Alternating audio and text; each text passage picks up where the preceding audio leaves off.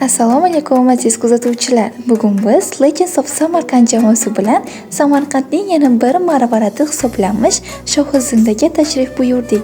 Ochiqni aytsam, bu yerning sirli va qiziqarli tarixiy ma'lumotlarini eshitib hayratlandim. Nima sababli sirli va qiziqarli deyotganimni bilmoqchimisiz? Unda videoni oxirigacha ko'ring. Bu yerda shunday bir sir yashiringanki, insonni o'ziga jalb qiladi. 7 iqlimga ayon Samarqanddagi aziz zotlar jasadi qo'yilgan Shohizinda, ya'ni tirik shoh xonaqoni. O'tmish ajdodlarimiz tarixi va taqdiri alohida o'rin tutadi. Dastavval bu yerda 11-asrda Samarqanddagi ilk qoraxoniylar davrida qurilgan Shohizindaning maqbarasi bor edi.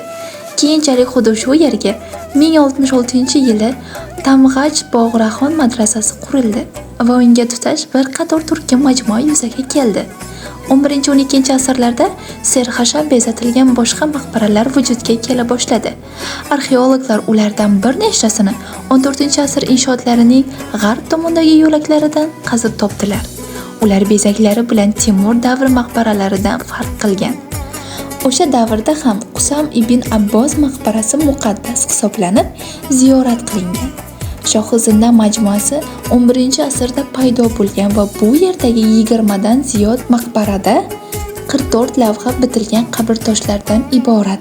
Samarqanddagi mashhur zotlar xonaqoni o'ziga xos va tengsizdir.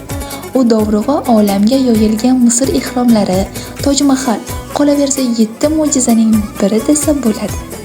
Shohizinda maqbarasida qoraxoniylar va temuriylar hamda din arboblari va peshvozlari dafn etilgan. Bu dastlab Samarqand din arboblari va hokimlari tomonidan 11-asrda payg'ambarimiz Muhammad sallallohu alayhi va sallamning amakilarining o'g'li Qusam ibn Abbos sharafiga qurilgan. Qusam ibn Abbos o'z yaqinlari bilan Madinaga qaytayotganida Samarqandda vafot etganligi to'g'risida ma'lumotlar mavjud. Ba'zi ma'lumotlarga ko'ra, Qusam ibn Abbos o'lmagan, u tirik, g'oyib bo'lgan deyiladi. Va yana Qusam ibn Abbos haqida xalq orasida turli xil afsonalar mavjud. Afsonaga ko'ra, Qusam ibn Abbos islomni tarqatish maqsadida Samarqandga kelgan, biroq u yerda dushmanlar tomonidan ta'qib qilinadi va boshi tanasidan judo qilinadi. Ammo mo'jiza yuz beradi, u boshini qo'liga olib, yer ostiga jannat sari yo'l oladi va hali ham tirik holda yashab kelmoqda degan afsonalar mavjud. Shu sababli u Shohizinda, ya'ni tirik shoh deb atalgan.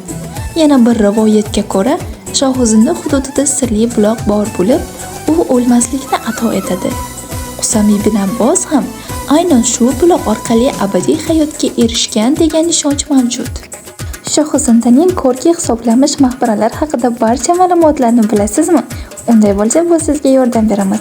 Shohizinda Afrasiyob tepaligi janubiy tomonida joylashgan qabristondagi maqbaralardan hamda masjid, minora va madrasalardan iborat ansambl.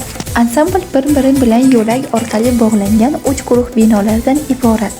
Quyi guruhdagi inshootlar Ulug'bek o'g'li tomonidan qurdirgan Abdulaziz Chortog'i, unga shimoliy tomondan Davlat Qushbeki madrasasi tutash, uning qarshisidagi ayvonli masjid naqshlari bilan nafis bezatilgan 40 bosqichli tik zinapoya oralig'ining chap tomonida ziyoratxona va go'rxonadan iborat qo'sh gumbazli maqbara joylashgan.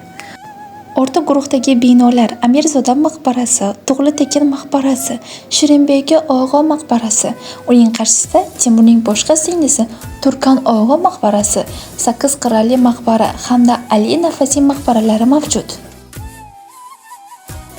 Ziyoratxona 3 qismdan iborat.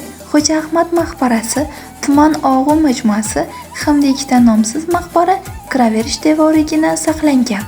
Shuningdek, Tamg'oj Bog'raxon madrasasi, Amir Burunduq madrasalari ham mavjud. Tarkibida 20 dan ortiq inshootlar davlat muhofazasiga olingan. 19-20-asrlarda ansamblning yana bir necha binolari barpo etilgan. 18-asrda vayron bo'lgan zina o'rnida 40 pog'onali g'ishtin yangi zina qurilgan. 1000 yillik tarixga ega Shohizinda majmuasi 9-asrdan boshlab qurila boshlangan va asrlar davomida kengayib borilgan. Eng eski maqbaralar 11-12 asrlarga tegishli. Shohizindadagi ayrim maqbaralarda shunday g'ishtlar borki, ularning yuzasida go'yoki tomchilar singari izlar mavjud. Afsonaga ko'ra, bu g'ishtlar qurilish paytida ishchilar tomonidan to'kilgan ko'z yoshlarini aks ettiradi.